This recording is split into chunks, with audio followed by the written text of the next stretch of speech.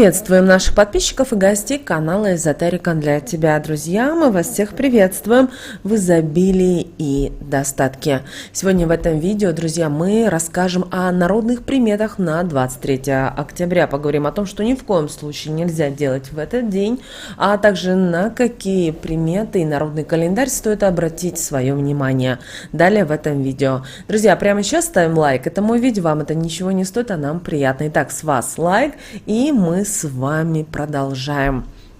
23 октября православные чтут память брата и сестры Евлампия и Евлампии, а также преподобного Амвросия Оптинского.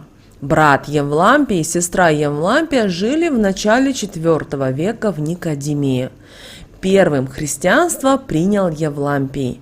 Узнав об указе императора, что город должен быть избавлен от христиан, юноша посмеялся над безумным распоряжением. Его тотчас же схватили и привели на суд. Несмотря на страшные пытки, Евлампий не отрекся от своих убеждений. Как только Евлампия узнала, что брат страдает за Христа, девушка тоже объявила себя христианкой и добавила, что готова терпеть мучения вместе с братом. Вскоре их казнили. А вот преподобный Амвросий Оптинский в миру Александр Гренков родился 23 ноября 1812 года в селе Большая Липовица Тамбовской губернии в многодетной семье Пономаря. Поступил в Тамбовскую духовную семинарию, во время обучения перенес опасную болезнь и дал обет Богу в случае выздоровления стать монахом.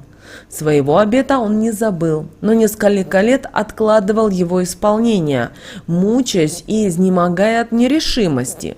Молодой человек попросил совета у подвижника Илариона. Старец велел ему идти в Оптину пустынь. Осенью 1839 года тот прибыл в монастырь, и его наставником стал старец Лев. Александр принял постриг в монахи под именем Амвросий. Вскоре он был рукоположен в еродиакона и позднее в иеромонаха. После рукоположения Амвросий Оптинский тяжело заболел и до самой смерти не мог проводить литургии и участвовать в продолжительных праздничных богослужениях. Болезнь умерила характер будущего святого, заставила его глубже познать себя и природу человека. Он стал больше времени проводить с людьми, наставляя их на правильный путь, и вскоре приобрел известность опытного наставника в делах не только духовных, но и мирских. Праведника посещали петербургские сенаторы, крестьяне, профессора и известные деятели, как Соловьев, Достоевский, Толстой и Леонтьев.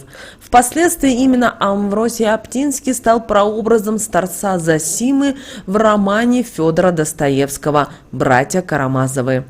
Последние 10 лет святой также занимался устройством женской обители в Шамардине, расположенной в 12 верстах от Оптиной пустыни.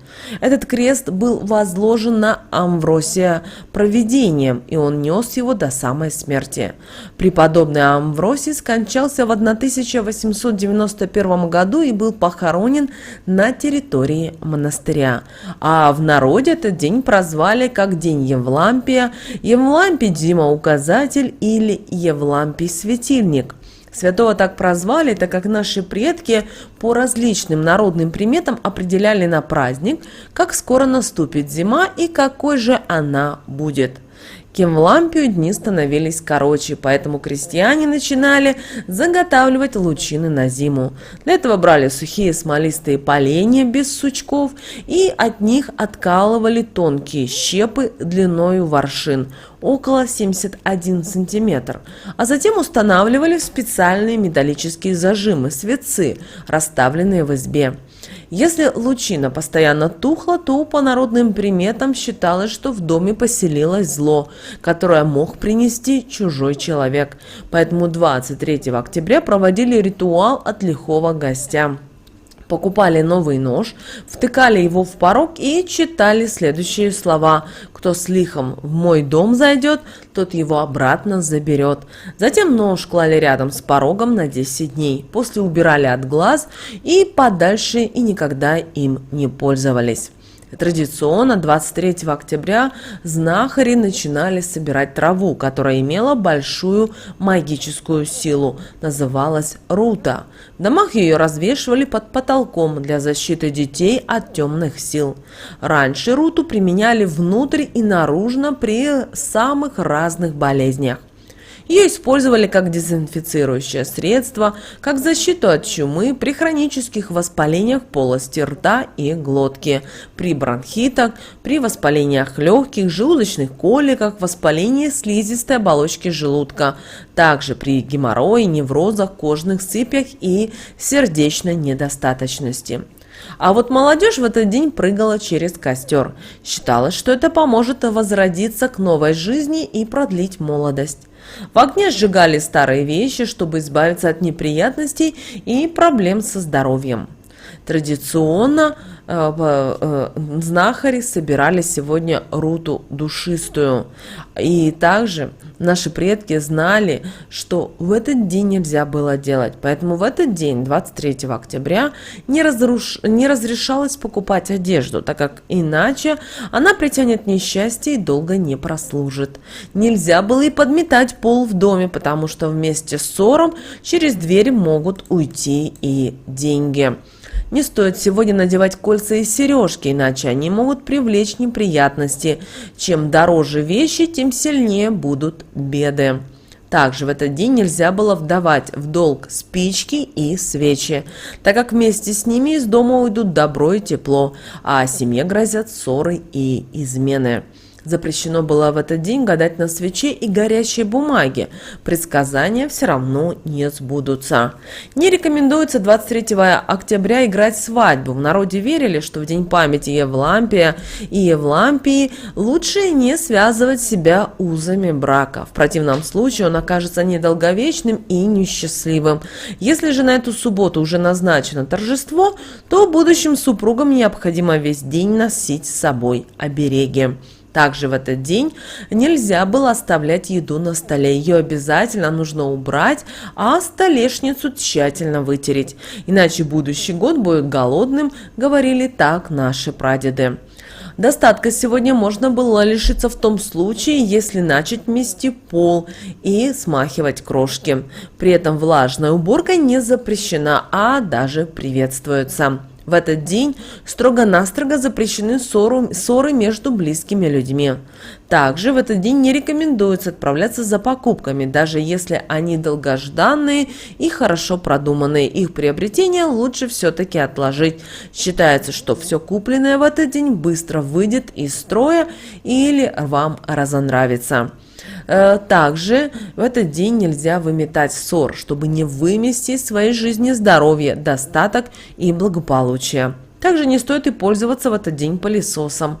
Хотя наши предки не знали о таком устройстве, но этот процесс может привести к таким же последствиям, как упомянутый выше. Также обращаем ваше внимание, что именно этот день, 23 октября, прочно связан с проявлением интуиции.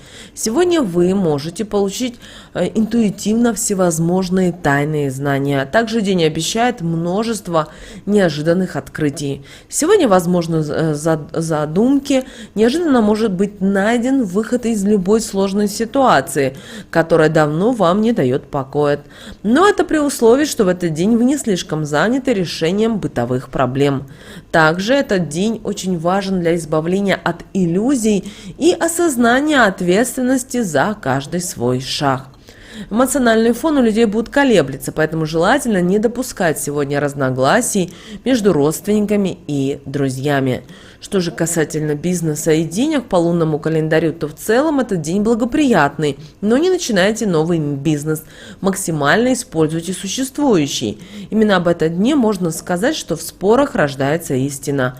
Днем не стоит заключать новые контракты, подписывать новые документы и начинать новые дела. Это идеальное время для науки научных экспериментов, для исследований и экспедиций. Также сегодня вы можете решить денежные проблемы, но лучшее, что вы можете сделать, это погасить свои долги. Болезни сегодня не опасны и кратковременны. К счастью, пройдут без последствий. Полезны сегодня будут и водные процедуры.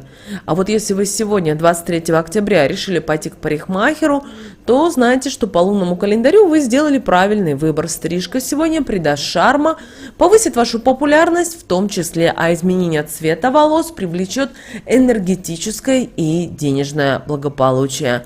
Также среди приятных сюрпризов этого дня возможность получения хороших новостей как от друзей, так и от старых знакомых. Друзья, вот такой сегодня у нас с вами день, 23 октября, по народному календарю и народным приметам.